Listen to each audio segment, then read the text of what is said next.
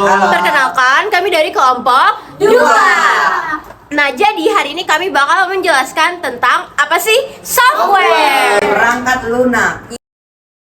Ya. Nah, di sini ada aku Nenya Runggani, ada Aku lagi Syalfira. Aku Alivia Lukitifana. Aku Muhammad Nakhla Alifsyah. Aku Dimas Fadila. Nah, nantiin penjelasan kami ya. Check it out. Bye-bye. Yang pertama adalah pengertian dari software.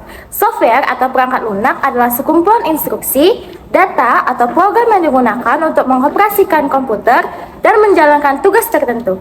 Istilah software merujuk pada aplikasi, skrip, dan program-program yang berjalan di komputer.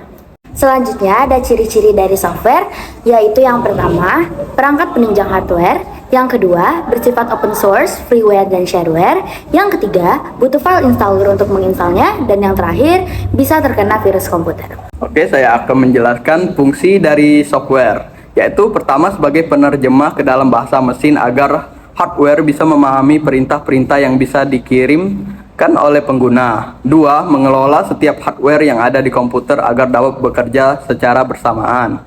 3. Mengidentifikasikan program-program yang ada di komputer. Nah, setelah kita tahu tentang fungsi, kita juga harus tahu tentang pembagian software. Yang pertama ada bahasa pemrograman, kedua ada sistem operasi, ketiga ada aplikasi, dan keempat ada alat bantu. Nah, yang akan saya jelaskan di sini yaitu tentang penjelasan sistem operasi.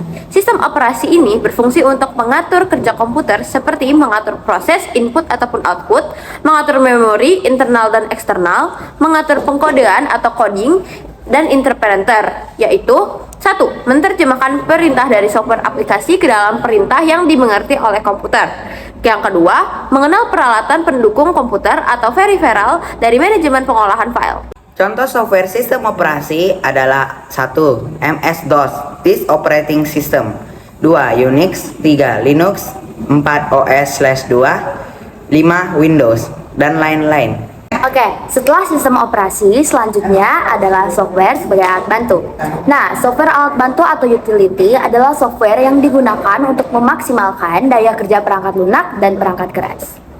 Jadi contoh software alat bantu atau utility yaitu 1. Norton Utility, 2. Laplink, 3. Norton Commander, 4. Partis Magic. Bahasa pemrograman software. Bahasa pemrograman yaitu bahasa yang digunakan untuk menerjemahkan instruksi-instruksi yang ditulis dalam bahasa pemrograman ke bahasa mesin agar dapat dimengerti komputer. Contoh dari software bahasa pemrograman yaitu yang pertama adalah Fortran atau formulasi translator, yang kedua Pascal atau Turbo Pascal, dan yang ketiga atau yang terakhir adalah bahasa C. Nah, yang terakhir ada pembagian software sebagai aplikasi. Software sebagai aplikasi yaitu perangkat lunak yang dibuat oleh perusahaan software ataupun software house yang berguna untuk menyelesaikan pekerjaan yang sifatnya umum. Nah, software aplikasi ini dibagi menjadi 6 bagian.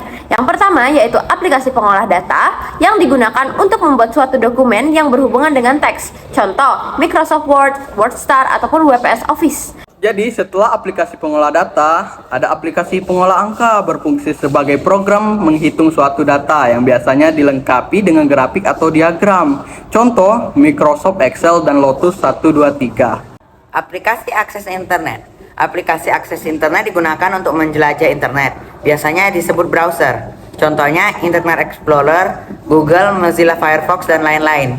Aplikasi desain grafis. Aplikasi desain grafis digunakan untuk mengelola gambar baik 1 dimensi, 2 dimensi, atau 3 dimensi. Contohnya Adobe Photoshop, CorelDRAW, dan lain-lain. Aplikasi membuat presentasi. Aplikasi membuat presentasi biasanya menampilkan slide demi slide untuk membuat sebuah presentasi. Contohnya Microsoft PowerPoint dan Macromedia Freehand. Aplikasi multimedia. Aplikasi multimedia menggabungkan beberapa media, yaitu audio, video, dan teks untuk menghasilkan suatu produk multimedia seperti Winmap, YouTube, Twitter, Instagram, lain-lain.